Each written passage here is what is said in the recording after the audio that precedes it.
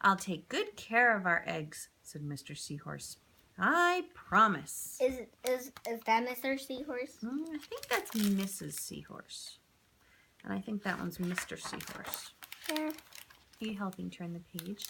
As Mr. Seahorse drifted gently through the sea, he passed right by a group of trumpet fish hidden in a patch of reeds.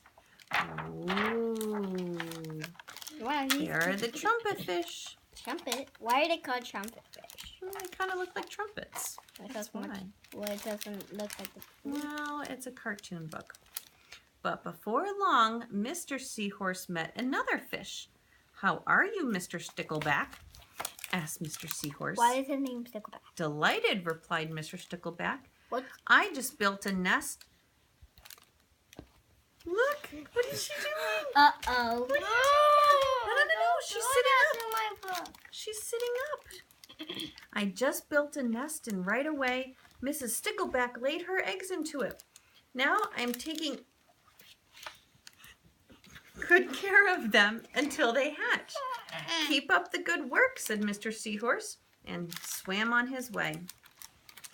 Why is his name Stickleback? Stickleback? Oh, Sanya.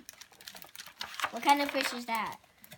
That's Mr. Stickleback. That's the name of the type of fish he is. Let's turn the page because Sanya's getting ready. She's so eager to read. As Mr. Seahorse drifted gently through the sea, he passed right by a lionfish hidden Well, he does like behind a coral reef. Oh my goodness. Scary. There's the lionfish. Sanya. I lost my thumb. Ow. But before long, Mr. Seahorse met another fish. How are you, Mr. Tilapia? Asked Mr. Seahorse. Mr. Tilapia couldn't answer. His mouth was full of eggs. I know, said Mr. Seahorse.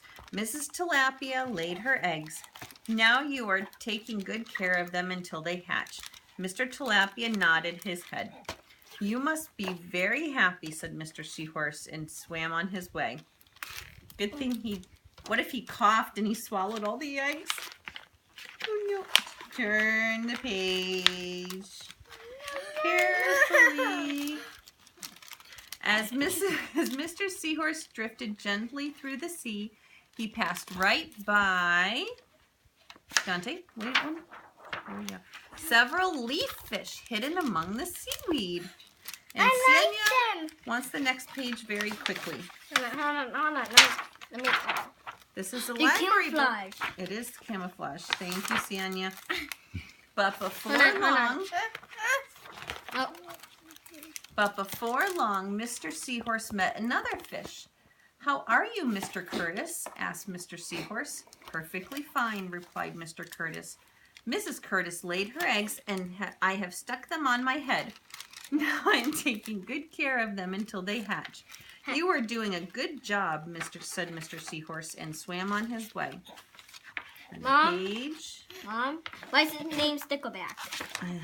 That was the type of fish he was. As Mr. Seahorse drifted gently through the sea, he passed right by... What is it, Sanya? What is it? A stonefish hidden behind a rock. I'm afraid of brown things. But before long, Mr. Seahorse met another fish. How are you, Mr. Pipe? Asked Mr. Seahorse. Couldn't be better, replied Mr. Pipe. Mrs. Pipe laid her eggs along my belly. Now I am taking good care of them until they hatch. How do they stick? You should feel proud of yourself, said Mr. Seahorse, and swam away. How do they stick? That's just the kind of fish they are. Then I guess they stick to them. But before long, Mr. Seahorse met another fish. How are you, Mr. Bullhead? Asked Mr. Seahorse. Tip-top, replied Mr. Bullhead. Mrs. Bullhead laid her eggs, and the eggs hatched. Now I'm babysitting. You are doing a fine job, said Mr. Seahorse, and swam on his way. Mom, what is babysitting? Hold on. Daniel wants to finish the book. The time has come for the seahorse babies to be born. And Mr. Seahorse wiggled and twisted on this way and that. And at last the babies tumbled from Mr. Seahorse's pouch and swam away. One baby turned around and tried to come back to the pouch. Oh no, said Mrs. Seahorse. I do love you, but now you are ready to be on your own.